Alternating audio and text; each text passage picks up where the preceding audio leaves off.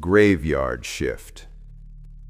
I took the night job at Hollow Creek Gas and Go because nothing else was hiring, and because the manager said, in a tone that meant the opposite, "Nothing ever happens here." That should have been the first red flag.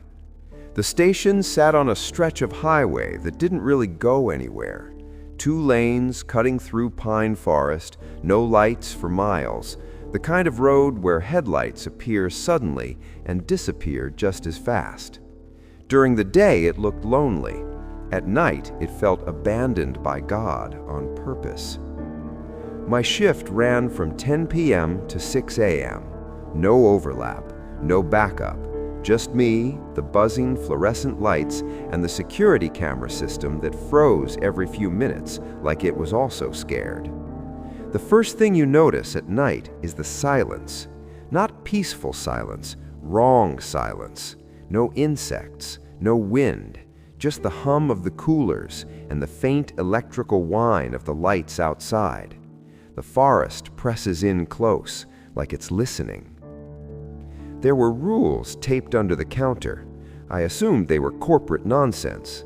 No smoking, check IDs, don't sell alcohol after 2 a.m. Then there was another sheet, hand-written, yellowing. Someone had taped it underneath the first one, like they hoped nobody would read it. Night shift guidelines. Lock the bathroom doors at 11:17 p.m. Do not unlock them again until morning. If someone asks to use the phone, tell them it's broken, even if it isn't. If you hear knocking on the storage room door, do not answer.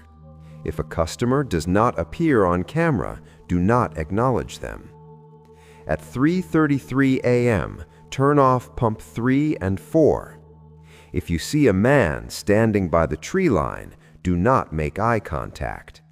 If the radio turns on by itself, leave it on.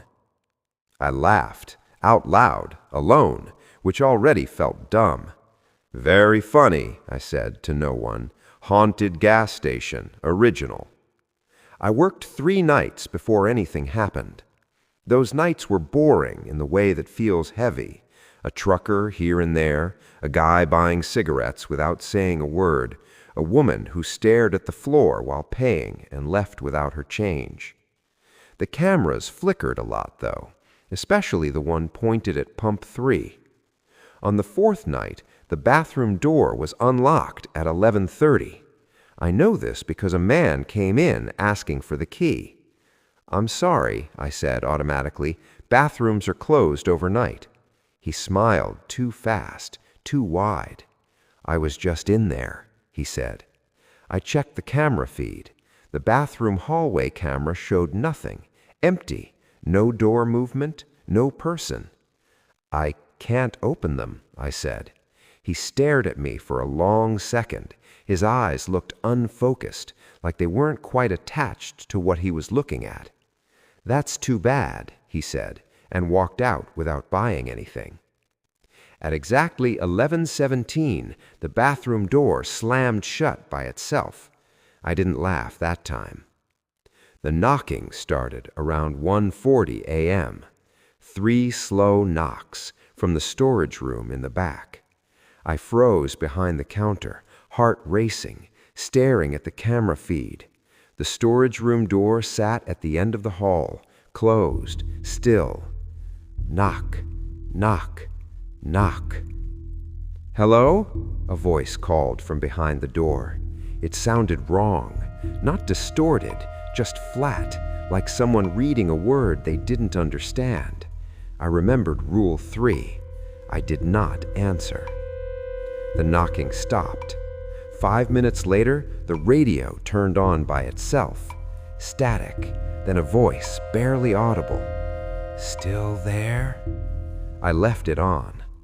By the end of the week, I stopped pretending the rules were a joke.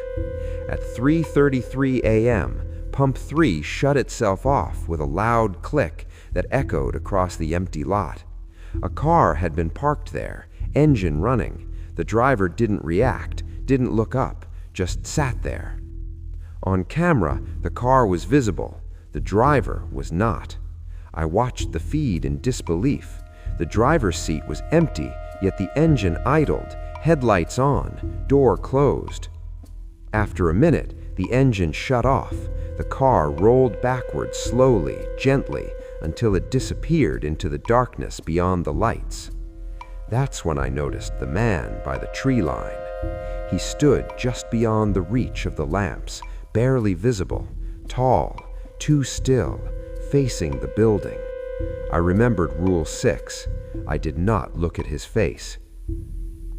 At 5:12 a.m., a woman walked into the store. She set off the door chime. I looked up. She was soaked, hair plastered to her face, clothes dark with moisture, like she'd been standing in rain for hours. "I need help," she said. Her voice trembled, but her eyes didn't move. They stared past me, toward the back wall. I glanced at the cameras. She wasn't there. Every feed showed an empty store, empty aisles, empty counter. "I can't help you," I whispered. She tilted her head.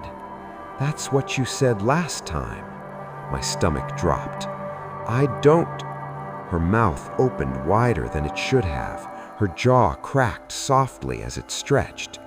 "You left me outside." The lights flickered. I closed my eyes.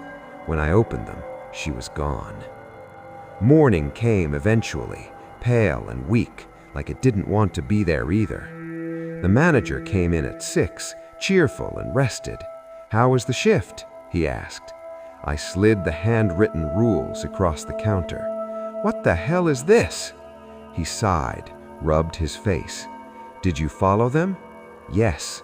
"Good," he said. "Then you'll be fine." I quit that morning. They still call me sometimes, late, around 3:33 a.m. Static on the line, then a voice asking if I'm still there. I don't answer. Some jobs don't let you leave. They just stop scheduling you.